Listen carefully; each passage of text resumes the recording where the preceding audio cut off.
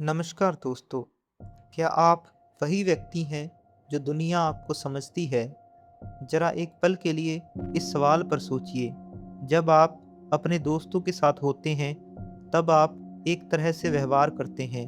Office में शायद आपका व्यवहार अलग होता है, परिवार के बीच आप और अलग होते हैं और सोशल मीडिया पर तो कई बार हम अपने जीवन का एक ऐसा एडिशन दिखाते हैं, जो वास्तविकता से काफ़ी अलग होता है। तो फिर असली आप कौन हैं? क्या वह व्यक्ति जिसे दुनिया देखती है? क्या वह व्यक्ति जिसे आप खुद से भी छिपाते हैं? या फिर कोई तीसरा गहरा अस्तित्व है जो इन दोनों से परे है? इन्हीं सवालों ने प्रसिद्ध मनोवैज्ञानिक कार्ल जुंग को मानव मन की गहराइयों का अध्ययन करने के लिए प्रेरित किया। जुंग का मानना था कि इंसान केवल वही नहीं है जो उसे दिखाई देता है। हमारे भीतर ऐसे कई हिस्से मौजूद हैं जिन्हें हम पूरी तरह नहीं समझते, और इन्हीं में से 3 सबसे महत्वपूर्ण कॉन्सेप्ट्स हैं: पर्सोना, शैडो और सेल्फ। सबसे पहले पर्सोना को समझते हैं।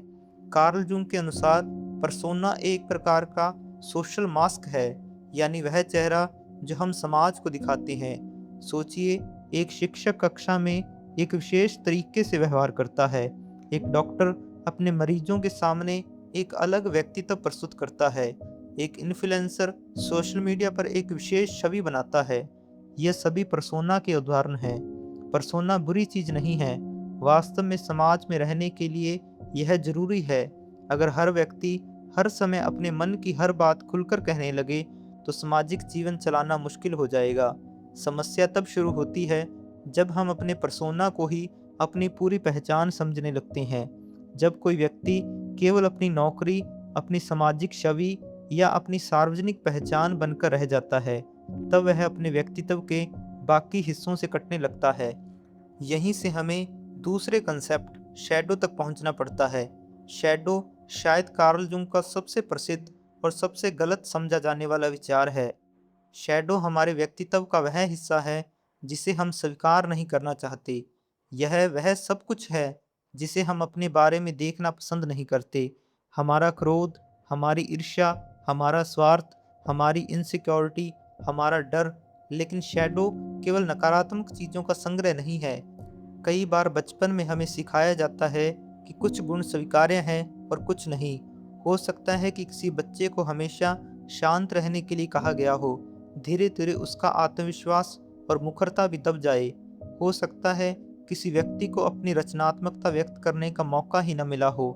ऐसे में उसकी छिपी हुई प्रतिभाएं भी शैडो का हिस्सा बन सकती हैं। इसलिए शैडो केवल अंधेरा नहीं है, वह हमारे व्यक्तित्व का वह हिस्सा है जिसे हमने किसी कारण से अपने कॉन्शियस माइंड से बाहर कर दिया है। यही कारण है कि कई बार हम दूसरों में वही बातें सबसे अधिक नापसंद करते हैं जो हमारे अपने शैडो में छिपी होती हैं।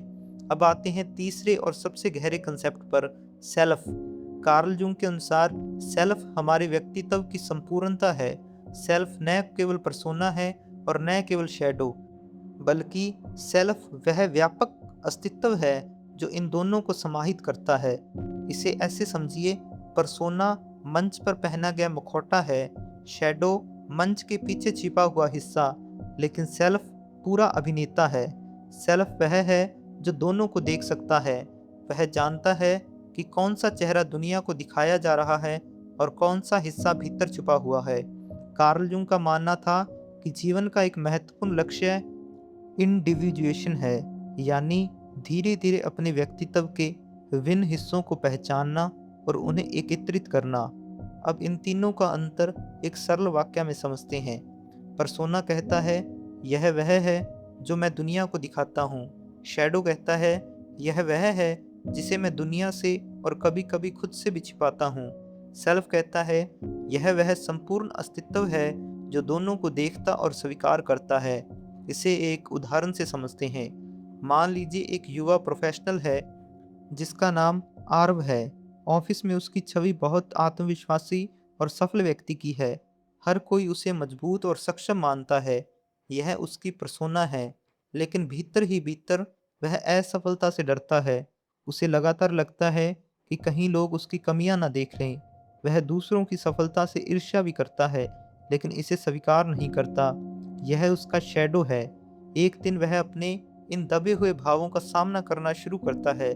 वह समझता है कि उसके भीतर डर भी है, महत्वाकांक्षा भी है, कमजोरी भी है और ताकत भी। यहीं से वह सेल्फ की ओर बढ़ना शुरू करता है। आधुनिक दुनिया में पर्सोना और शैडो को समझना पहले से अधिक महत्वपूर्ण हो गया है। सोशल मीडिया पर हम अक्सर अपने पर्सोना को प्रदर्शित करते हैं। हम अपनी उपलब्धियां दिखाते हैं, अपनी खुशियां दिखाते हैं, अपनी सफलताएं दिखाते हैं, लेकिन हमारे डर, अकेलापन, इनसिक्योरिटी और संघर्ष अक्सर शैडो में छुपे रहते हैं। यही कारण है कि कई बार लोगों की बाहरी छवि और आंतरिक अनुभव में बड़ा अंतर होता है। तो हम कैसे पहचानें कि हम पर्सोना में जी रहे हैं? अगर आपकी पूरी पहचान इस बात पर निर्भर करती है कि लोग आपको कैसे देखते हैं, तो संभव है कि आप पर्सोना में फंसे हुए हैं। अगर कुछ लोगों के व्यवहार पर आपकी प्रतिक्रिया असामान्य रूप से तीव्र होती है, तो संभव है कि आपका शैडो एक्टिव है। और अगर आप धीरे धीरे अपनी ताकतों और कमजोरियों दोनों को स्वीकार करना सीख रहे हैं, तो शायद आप सेल्फ की दिशा में आगे बढ़ रहे हैं। कार्ल जंग का मानना था कि आत्म विकास का अर्थ परिपूर्ण बनना नहीं है, बल्कि संपूर्ण बनना है। और संपूर्णता तब आती है जब हम अपने भीतर के प्रकाश और अंधकार दोनों को देखने का साहस रखते हैं। शायद इसी कारण आत्मज्ञान केवल अपनी अच्छाइयों को जानने से नहीं आता। वह तब शुरू होता है जब हम अपने उन हिस्सों को भी देखने लगते हैं जिन्हें हम छुपाना चाहते हैं। अगर आपको ये लेक्चर, ये कंसेप्ट समझाया हो, तो वीडियो को लाइक, शेयर और सब्सक्राइब जरूर करें। धन्यवाद।